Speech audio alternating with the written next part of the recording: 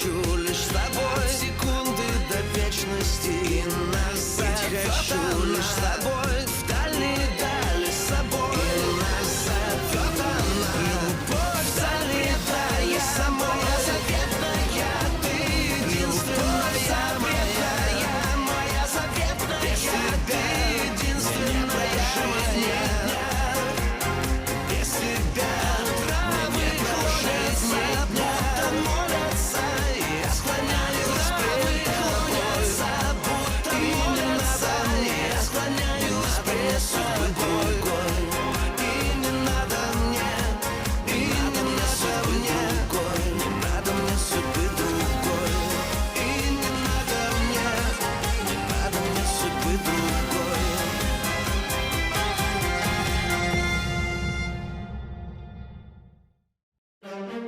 ألتان بيعترف لآيغول إنه بيحب ماريسا. غولي خان بيعرف إنه ماريسا خدعته. ماريسا بعد ما عرفت سر الأصوات بتطلب من اسكندر يصادق ألتان. إما بتشوف ألتان وماريسا وقت يلتقوا، بس بتوعدهم ما تكشفهم إذا بيساعدوها ترجع على بلدها. السلطان بيبعت غولي خان على روسيا بدل أبوه مصطفى.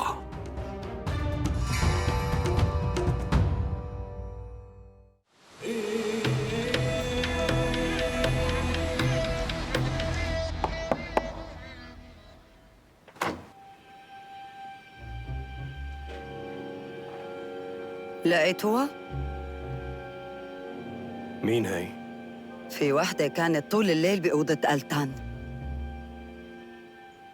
أنا ما بظن إنها تكون لساتها لهلا بالقصر. ما بيهمني اسمع وجهة نظرك، بيهمني أعرف مين هاي البنت ووينها. إذا مسكناها حتكون فرصتنا الوحيدة لحتى نضغط على ألتان. بوعدك إني لاقيها وجيب لك إياها لهون. إيه، وشو كمان؟ اليوم هن انجابوا عبيد جداد على الحرم لك. رح نستغل هذا الشيء ونقترح على ألتان يختار مرة تانية جارية جديدة. وبرأيك رح تظهر مرة تانية هنيك؟ منشوف. هالمرة رح نراقبها منيح. عن جد إنك حكيمة يا أميرتي. روح وكون جاهز وقت اللزوم.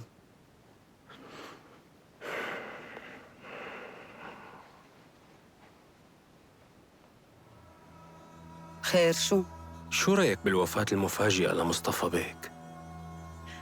الحمد لله إنه أخي ما عاش وشاف هاي اللحظة، وإلا هو كان شاف أولاده قدامه وهن عم يأذوا ويقتلوا بعضهم. مولانا السلطان عين ابنه غولي خان سفير محله. منيح يلي بعده مشان يحسم الصراع على العرش. صار فيك تروح. يلا.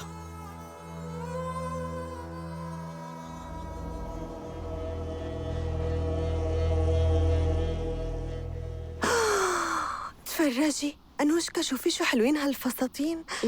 مو مثل خياطتنا بالضيعة. ايه، وتطريز حلو وقماش خفيف. بس نهرب من هون رح ناخدهم. ايه طبعاً، ليش فيكي تهربي من هون؟ إلا إذا في شي حدا ساعدنا.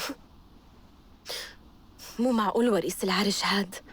يعني معقول يضل طول الوقت قاعد بالحرم لك؟ يا بنات على الحمام، يلا على الحمام، تحركوا بسرعة، بدكم تتحمموا. على الحمام يعني على الحمام. استني انتي ضلي، خدي غراضك وتعالي معي، عندك بيك جديد. تعالي تعالي. ايه بيك هاد؟ شو قالت؟ تعالي.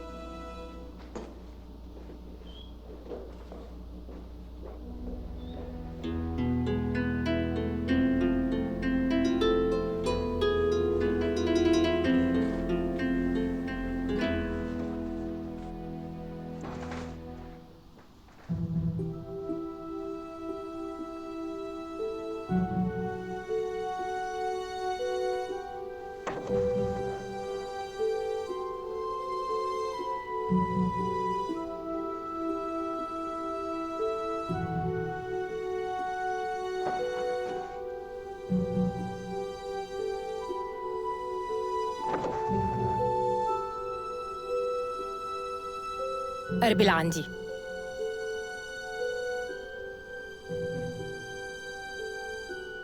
صبيلي مي.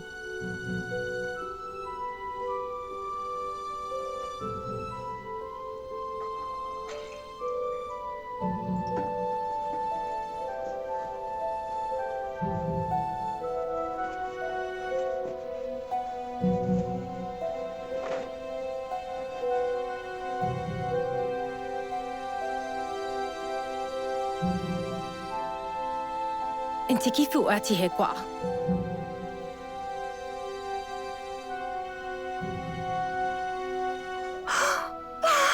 شو هاد؟ ماريسا كيف شو هاد؟ وشعرك وين يا حبيبتي؟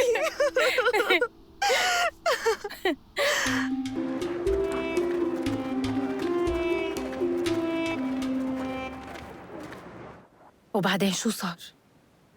وبعدين أنا صحيت ورحت على المطحنة دغري، وهنيك ما لقيت لا الولد ولا رومان. صاحبة المطحنة قالت إنه راح على تركيا وأخذ الولد معه، لأنهم فكروا إنه أنا ماتت وقتها. يا قلبي، رح نلاقي الولد إذا كان هون. وفيودور وين؟ أنا شو بيعرفني؟ يمكن مع أولغا. أنا بس بلش الطلق عندي بعتت ورا، بعدين تعبت كتير وبصراحة ما بتذكر إذا إجا ولا لا. ما بصدق إنه هو ما راح وراكي. طيب ما في مشكلة، الولد رح ندور عليه ونلاقيه. أول شي لازم نطلع ألتان من هون. هلأ شو يعني؟ هو الوريث؟ أمير؟ وليش قررتي إنه رح يقبل يسافر؟ طيب مين بيرفض هيك شي ماريسا؟ بالعكس هو بيصير سلطان. هو أنتي مرت السلطان؟ لا شكراً، فكرت بهذا الموضوع، ما بدي هالسعادة هي. وليش لا؟ فيودور زعيم، كان عنده وقت كتير لحتى يساعدك. وهنيك قرية، أما هون بلد كامل بده يديره، ما رح يكون عنده وقت لإلي. هاد غير قصة الجواري. إيه ما رح يكون عنده جواري، هو بنفسه كان انكشاري. رح يكونوا السلطان بده أولاد كتار،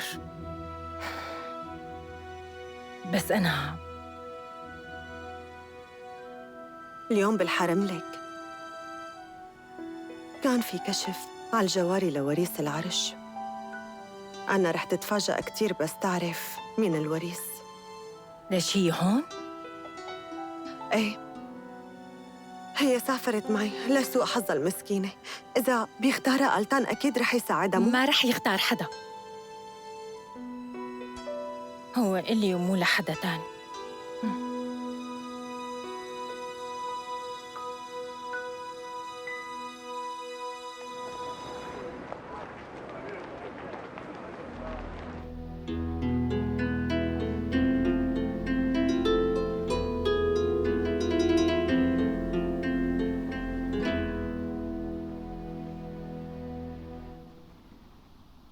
مرحبا. أهلين. انت شو عم تعمل هون؟ عم تلعب؟ عايش هون وعم ألعب. عايش هون بالحرم لك؟ لأنه الأولاد بيعيشوا بالحرم لك. امك جارية مو هيك؟ أمي متوفية. سامحني. مو مشكلة، أنت ما بتعرفي. أنا عن قريب رح أنتقل من الحرم لك، لأنه أنا صرت شخص بالغ.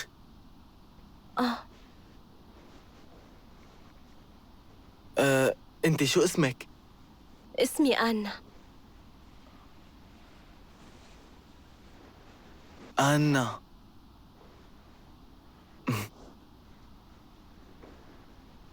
متأكد إنه الوريث رح يختارك.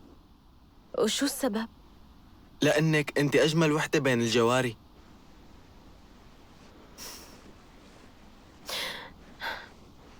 أنا ما بدي كل هالعروض هاي. إذا بيختارني رح أقتل حالي أكيد. عن جد مو معقول، مع إنه الجواري بينبسطوا إذا اختارن. لأني مو منهم. خدعوني وجابوني لهون، ما بدي حدا يختارني.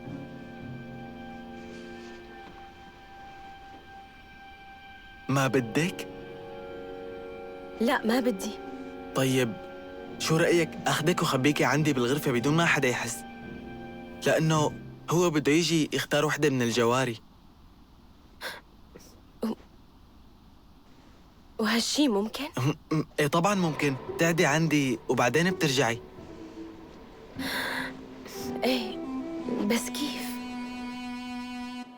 شو بدي أقول لك؟ بهنيك بهالمنصب. السلطان بيتوقع أنك رح تكون الأحسن بهذا المنصب. هاي مصاريف الطريق. وعلى فكرة، مولانا السلطان أمر أنه يهتموا بقبر مصطفى بيك، فما تاكل هم هاي القصة. بالتأكيد رح أهتم بهالموضوع. لو سمحت بس إذا فيك تنفذ لي هالطلب يا عمر بيك. تفضل عم بسمعك. أنا طلبت هالشي من قبل، بدي يرجعوا لي خادمي لو سمحت. هذا الشاب اللي عم يدرب اسكندر؟ لا مستحيل. بس أنا بحاجته بروسيا.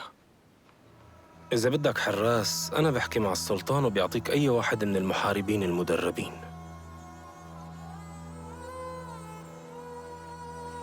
أنا بدي غريغوري يسافر معي.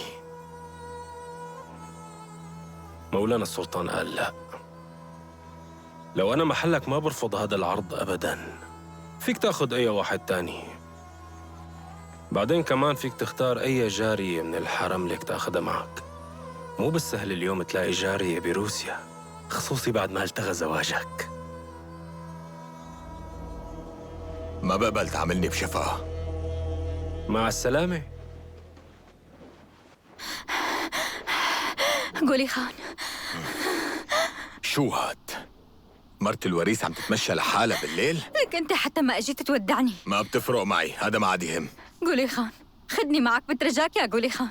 أنا ما بدي أتزوج وريث السلطان، أنا بدي أكون معك. ألتان ما لمسني بحلف لك. ما بيهمني بنوب. أنا بحبك يا قولي خان، بترجاك.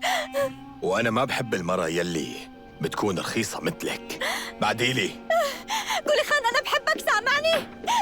اهدي يا عيقول، اهدي. هلا بيسمعوك، طولي بالك. يسمعوني. أنا سمعت الكلام اللي قالك يا قولي خان. متأكدة إنه ألتان ما لمسك أبداً؟ ليش كذبتي علي أيقول؟ قولي خان طلب مني أحكي هيك. ليش طيب؟ مين هي اللي كانت عنده؟ شو بتفرق إلي؟ قولي مين اللي كانت عند ألتان، ضروري أعرف. هي بتكون قوقازية. قوقازية؟ إيه. روحي على غرفتك. أنت لازم تهدي حالك هلا. قوقازية قلتي؟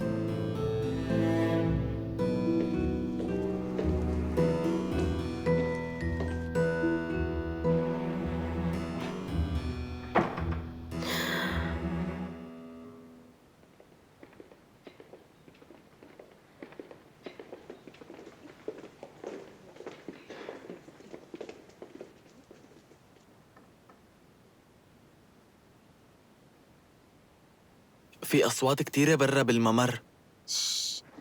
وطي صوتك لو سمحت. لا تخافي، ما حدا بيفوت لعندي وبيدور هون.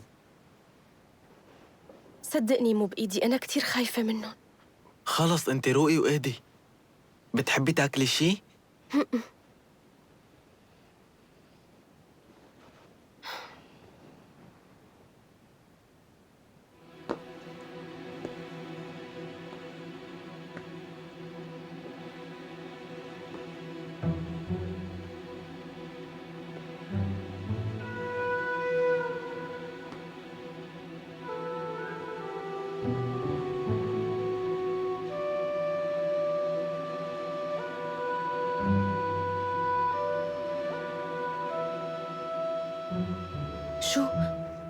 شو صار؟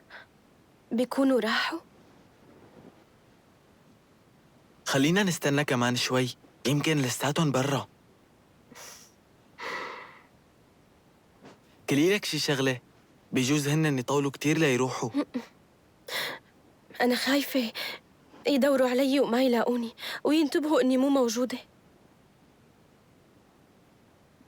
لا تخافي، مستحيل يلاقوكي.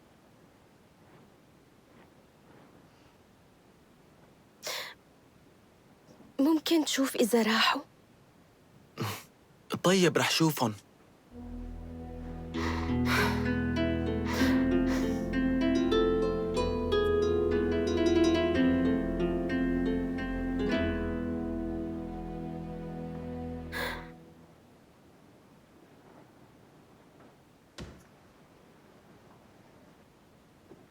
شو؟ راحوا وانت صار فيكي تطلعي.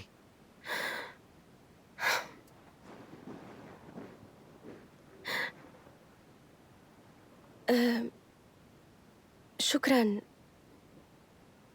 على المساعدة.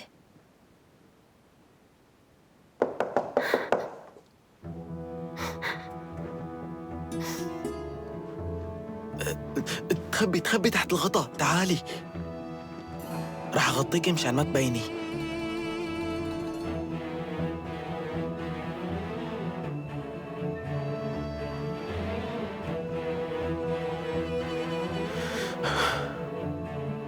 تفضل. اسكندر بيك، نحن اجينا لحتى ننقل اغراضك. عن أي أغراض عم تحكوا؟ أمرونا ننقلك على الغرفة الثانية يا بيك، كل شي صار جاهز. وقفوا اتركوا من ايدكم، ومين طلب منكم تنقلوا لي اغراضي؟ هي غرفتي وانا رح ضلني هون. بس هذا أمر من السلطان سليم. رجعها محلها.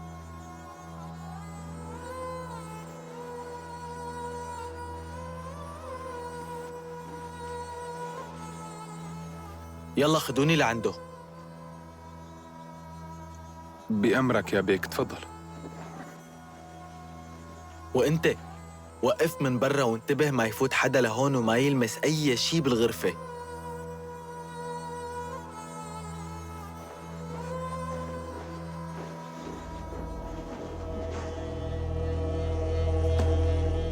كل ما راح قولي خان من القصر أسرع كل ما كان أحسن. يلتهي بالشغل هنيك وأنا بخلص من عدو ورا ظهري. برأيك يا مولاي قولي خان بيك رح يحارب من شان السلطة؟ لا، أنا ما بعرف وما حدا بيقدر يعرف، بس أنا بعرف تصرفات قولي خان. الشجرة المايلة ما بتنعدل. أنا ما بدي أشوفه بالقصر. تفضل فوت. أوه، اسكندر ابني الغالي، أكيد جاي تتمنى لي ليلة سعيدة. لا يا مولاي، أنا ما بدي أطلع من الحرم لك. أنا غرفتي عجبتني وناوي إنه أبقى فيها. أنت ليش هيك عم تقول؟ أنت المفروض تترك الحرم لك من وقت طويل. لا يا مولاي، هي غرفتي وأنا مو ناوي روح على أي محل. أنا مقدر إنه صعب عليك تترك غرفتك. شو رأيك تروح تشوف الغرفة بالأول بعدين بتقرر شو بدك؟ أنا مو بحاجة غرفة جديدة، ما بدي. أنت في شي مخوفك؟ أمي ما رح يعجبها هالشي. مو مشكلة. طيب فيك تضل بغرفتك قد ما بدك. روح نام، تأخر الوقت. حاضر، وشكراً لأنك فهمتني. تصبح على خير.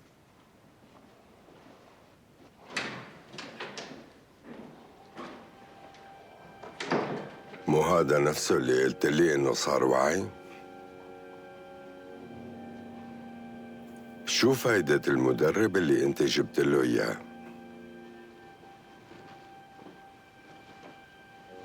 من بكرة بتقلعه، ما عاد له لزوم. تؤمر مولاي.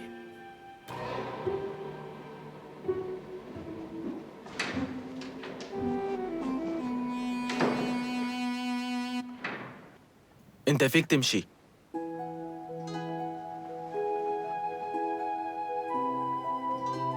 أنا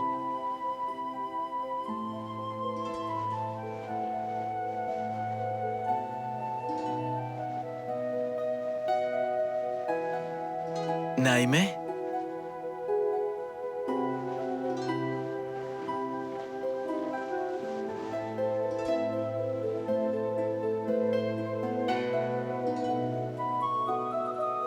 مبسوط كتير إنك معي هون. تصبحي على خير.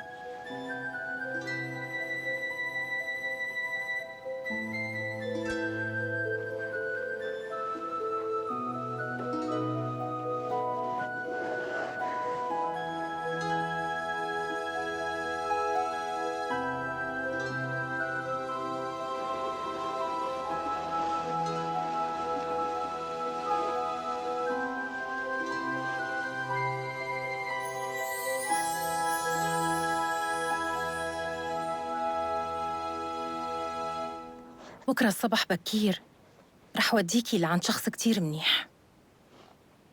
ومين هو؟ هو تاجر من سيبيريا، عنده بيت كبير، هنيك رح يكون أريح لك. وهلأ نامي. طيب وأنتي؟ وين بدك تنامي؟ مستحيل نام اليوم، لأنه بالي كتير مشغول. أنتي رح تروحي لعنده؟ رح روح. أنتي مبسوطة؟ أكسانا، سعادتك كمان قريبا رح ترجع. ما رح يضل فيودور مع أولغا، ما بتناسبه. رح نلاقي الولد وكل شي رح يرجع مثل قبل، وكل شي رح يصير تمام. سامعتيني؟ إيه سامعتك. ليكي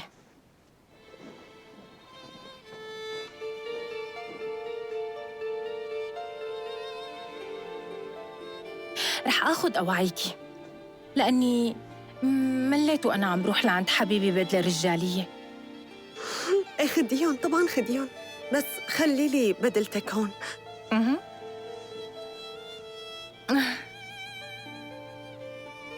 وهذا شو اللي حاططي؟ أكسانا.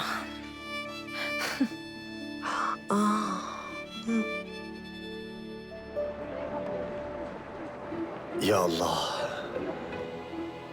عبدك وابن عبدتك بحاجة عطفك ورحمتك، يا رب ترحمه برحمتك. إذا عمل أعمال صالحة ضاعف له إياهم، وإذا عمل أعمال سيئة يا رب تغفر له. السلام عليكم ورحمة الله. السلام عليكم ورحمة الله. الله أكبر.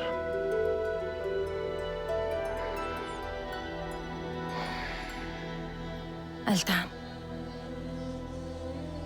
أنا لازم أمشي.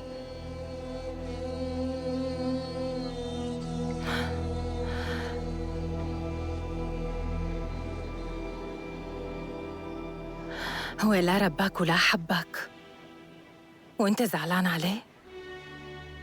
عنا ما بيصير نزعل. النبي عليه الصلاة والسلام قال لما القرايب بيزعلوا الميت بيبكي. نحن مندعي له بس ما كنت مقرب منه. ما لحقت. صحيح كل حياتي عشت جنبه بس ما عرفته كأب. مريت بشي بيشبه الموقف. أنا كان عندي أب غريغوري، بس ما عرفت إنه أبي. عرفت إنه أبي الحقيقي كان كوزما، بس الاتنين حبوني. أما أنت طول عمرك يتيم. إيه، الانكشاريين بيربوا بعيد عن أهلهم، وليكي حتى هلأ عم ودعه وهو بعيد. اسمع بس، أنت فيك تسافر على قبر مصطفى، وأنا كمان بروح معك، وبنفس الوقت بشوف أهلي هونيك. وحتى بهي بدي أطلب موافقة مولانا السلطان. ما بقدر أترك القصر ولا حتى لكم يوم، بس بتمنى إنه يفهمني ويسمح لي.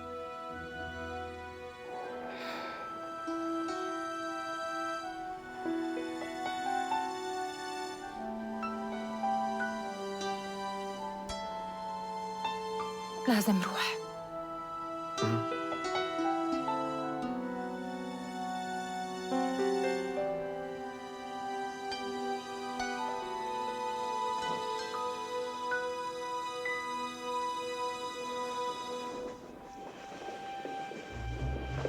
وقفي، ايديكي ورا ظهرك. ايديكي ورا ظهرك ولا بوصك. انت علمتيني كتير شغلات وانا فهمت دروسك منيح،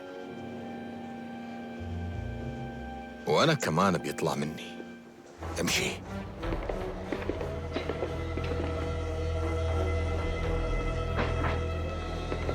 بأمر من مولانا السلطان ممنوع تطلع بدون موافقة.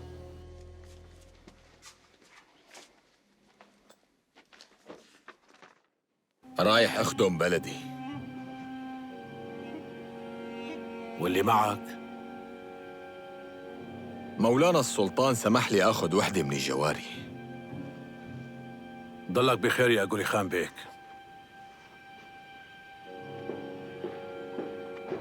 أنا خسرت كل شيء بس كسبتك أنتِ.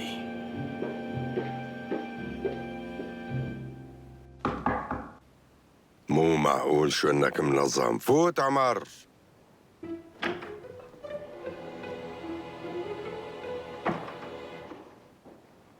الله يطول بعمر مولانا السلطان. قول شو عندك. ما كتير في أخبار يا مولاي. قولي خان سافر على روسيا وقال إنه جاهز يستلم مهامه، بس ألتان بصراحة شبو ألتان؟ عامل حداد على أبوه مصطفى باشا، ورافض إنه ياكل ويشرب، وحتى رافض يطلع من غرفته. حداد شو هاد؟ أنا ما أمرت بالحداد، يعني بده يمشي قوانينه بقصري؟ وغير هيك كمان عم يطلب الموافقة لحتى يزور قبر مصطفى بيك. شو هالحزن اللي ما له داعي؟ ما له زمان عرفان إنه مصطفى أبوه. شو؟ بده هيك ببساطة اسمح له يترك السلطنة ويروح؟ لا، هذا الشيء مستحيل. هو يمكن بحق له يقيم الصلاة. ايه أنا بعرف إنه بحق له، بس أنا ما بدي أخليه يروح. ما صدقت أنت خلصت من قولي خان. ألتان ممنوع يروح لهنيك. بتحب خبره بالرفض؟ ايه خبره، بس بطريقة مناسبة بدون ما نزعجه. فهمت علي؟ أنا هلأ ما بدي إياه يتضايق. لاقي طريقة يا عمر. أنا ما عينتك وزير على الفاضي. الحلول دايما عندي مولانا السلطان. متأكد إنه عندك حل؟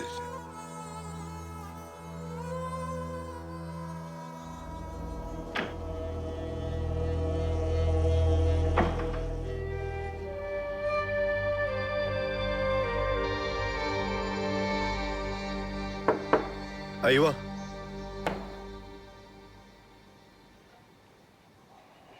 أنا خبرت مولانا السلطان برغبتك، ومولانا السلطان كان رح ينفذها، بس للأسف مولانا السلطان كتير مزعوج على موت مصطفى بيك.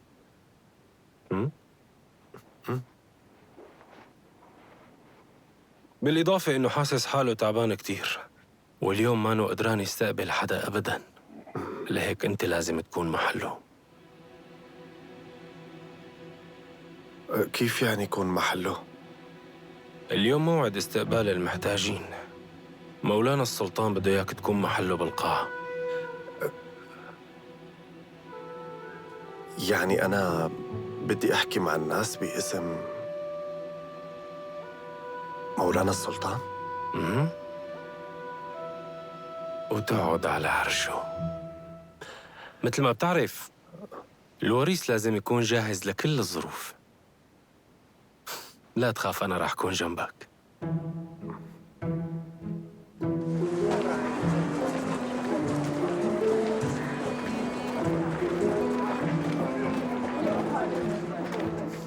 ابني شخص متعلم مولانا، وحتى لو ما كان هيك ما لازم تكون الزوجة مطيعة لزوجها؟ ما لازم تحترم هالإنسان يلي أخدها لعنده عبيته؟ فيك تعاقبها بأنك تقلل مصروفها. لأنه القانون بيصفك. بس يا مولانا صعب كتير نخفف مصروفها، والدها غني لدرجة إنه عم تتمسخر علينا وعلى فقرنا.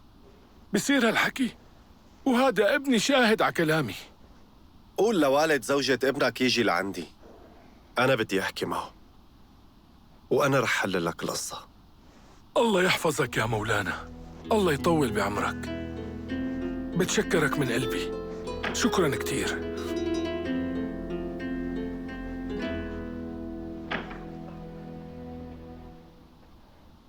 في أجانب برا إجوا من روسيا هلأ وطالبين حاجة، ومعهم عريضة مهمة كتير للسلطان.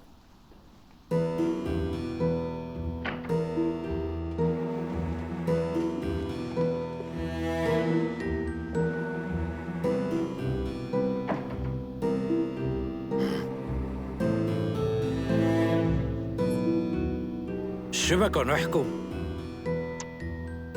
ما لازم تحسوا بالارتباك لغياب مولانا السلطان. مولانا السلطان الله يطول بعمره اليوم ما عم يستقبل حدا أبداً، بس طلب من وريثه ألتان باشا يقوم بهذا الشيء محله، وما فينا نخالف الأوامر. بتمنى تخبروني شو هو طلبكم، وبإذن الله رح نحله. صار فيكم تحكوا، تفضلوا. شو بكن ليش ساكتين؟ أول شي بدنا نهنيك بهالمنصب ألتان باشا. نحن جينا خصوصي من روسيا لنقدم لكم شكوى. موجود على طول الشريط الساحلي عصابات، وهالعصابات عم تسرق عربات التجار، عم يعاني منها الروس وكمان الأتراك. هالعصابات مو روسية، تركية، عم يأذونا كتير، وأنا كممثل عن التجار الروس مفوض أطلب من حضرتكم تحمونا منهم، لأنه نحن ما عدنا قادرين نتحمل هذا الوضع أبداً. نتمنى تقبلوا شكوانا برحابة صدر. هاد كل شي جايين من شانه؟ ايه، من شان هيك. ما بتتخيلوا خطورة الوضع يلي نحن عم نعيشه كل يوم. وطبعاً هي الشكوى مقدمة من كل التجار. ألتان باشا سمع طلبكم منيح، وإذا انتهيتوا هلأ بتقدروا تمشوا. بتشكر حضرتكم لأنكم سمعتوني.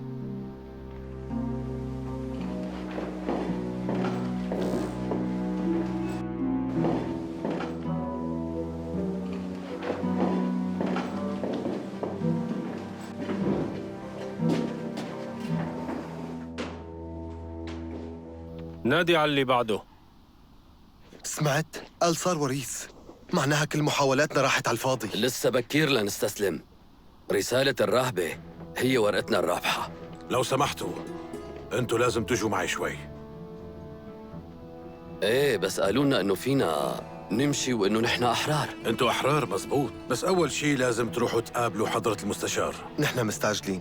لو سمحتوا تفضلوا معي بهدوء. طيب، نحن طبعا رح نمشي. اكيد رح ننفذ اوامر المستشار. وين غرفته لو سمحت؟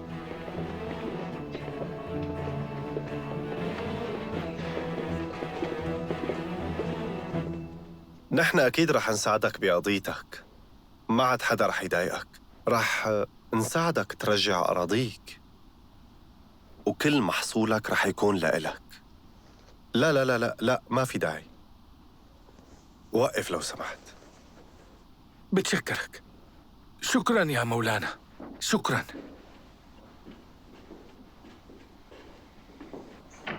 وهي خلصنا، تقدروا تمشوا هلأ.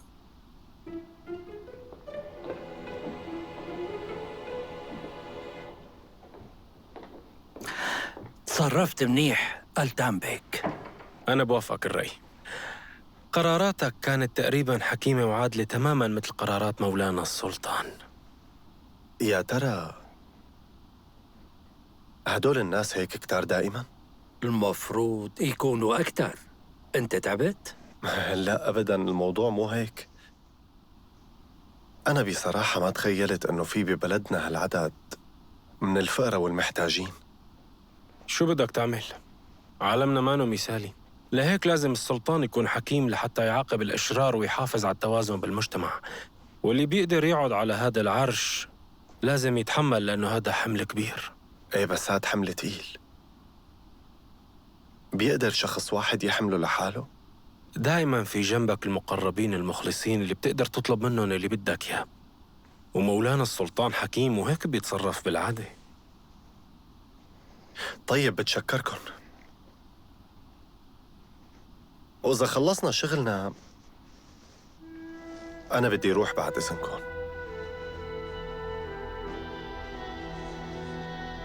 صحيح الروس اللي كانوا هون وينهم؟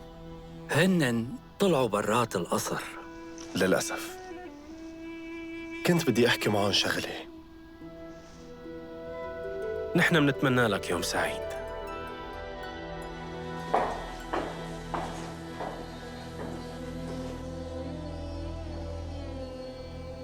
بتعرف، بصراحة أنا ما بتوقع يا عمر باشا إنه وريث العرش رح يتبع نصايحك بعدين. وليش عم تقول هيك؟ لأنه العقل المستقل رح يتصرف دائما مثل ما هو بده، حتى لو كان هذا الشيء ما رح يكون لمصلحة القصر والدولة. مشان هيك بجوز عم تراهن على حصان الغلط، وبخاف إنك تخسر رهانك يا عمر باشا. اسمح لي اقول لك انه كلامك اللي تفضلت فيه كله غلط يا رشيد باشا. بنصحك تضل واحد من اصدقائي المقربين. حدسي ما بيخيب، هيك تعودت.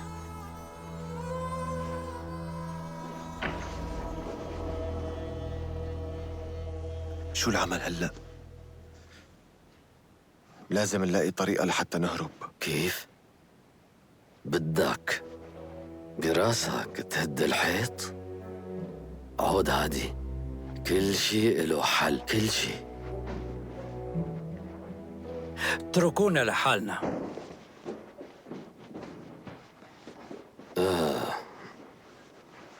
قلي لو سمحت، ليش حضرتك طلبتنا؟ نحن مو عرفانين شو هو سبب الاستدعاء. رح قلكن شو الدافع. انتو ما اجيتوا على القصر لهون بس لحتى تخبرونا عن هجمات قطاع الطرق. برأيك هذا السبب مو كافي لحتى نجي مشانه؟ طول بالك، طول بالك. أنا بعترف لك، أنت عندك نظرة ثاقبة. إيه، نحن جينا لسبب تاني تماماً لعنكن. كان بدنا نشوف السلطان، بس تفاجأنا إنه كان في واحد تاني قاعد محله. لأنه ألتان بيك هو الوريث. وإذا ما كان هو الوريث، وإذا طلع في وريث تاني هو الحقيقي، شو بتقول؟ ومين هو؟ هاد هو قدامك، أوسيب بيكون ابنه للمرحوم مصطفى بيك. يعني بفهم منك إنه هالشاب هو الوريث؟ وبما إنكم جايين لعندي فأكيد لازم يكون عندكم أدلة دامغة لإثبات الشيء اللي أنتوا عم تحكوا فيه. إيه الدليل موجود. تفضل شوفها، يا ريت تقراها. يا الله شو هالملل القاتل هاد.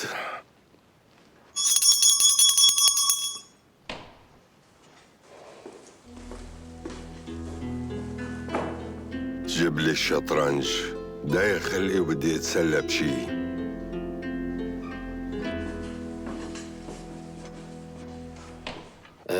اسمح لي اقول لك انه صار هون في لعبة ظروف غير متوقعة. ابن مصطفى بيك يلي هو أوسيب، في عيلة زمان وافقت إنها تتبناه، بس كان في عندها العيلة ابن إلون من عمره لأوسيب، وبعد فترة هن الاثنين خطفوهن وجابوهن على تركيا. هذا اللي شفناه من شوي شخص مدعي بلا أصل أو نسب. يعني هذا الشيء ما صح أبداً، ولازم مولانا السلطان يعرف الحقيقة بأسرع وقت ممكن. اللي مين اللي كاتب هالمكتوب؟ أمه لهذا الشاب كانت حبيبة مصطفى بيك، كتبت هي الرسالة لتقله لمصطفى بيك إنه أصيب ابنك، وهالشي موجود بالرسالة.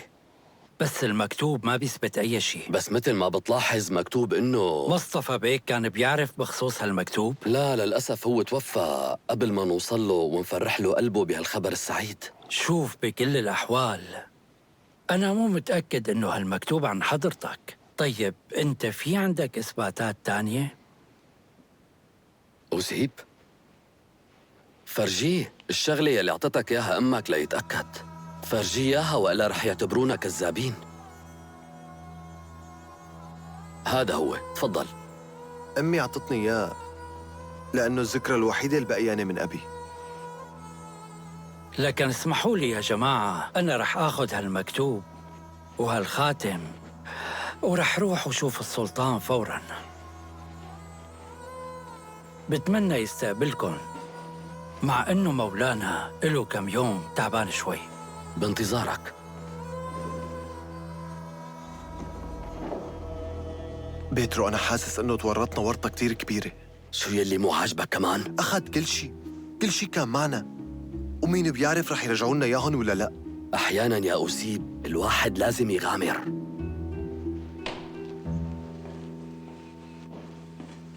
منيح اللي اجيت. ما بتتخيل قديش صعب الواحد يضل نايم بالتخت وعامل حاله مريض. الواحد عن جد ممكن يمرض من هالشي.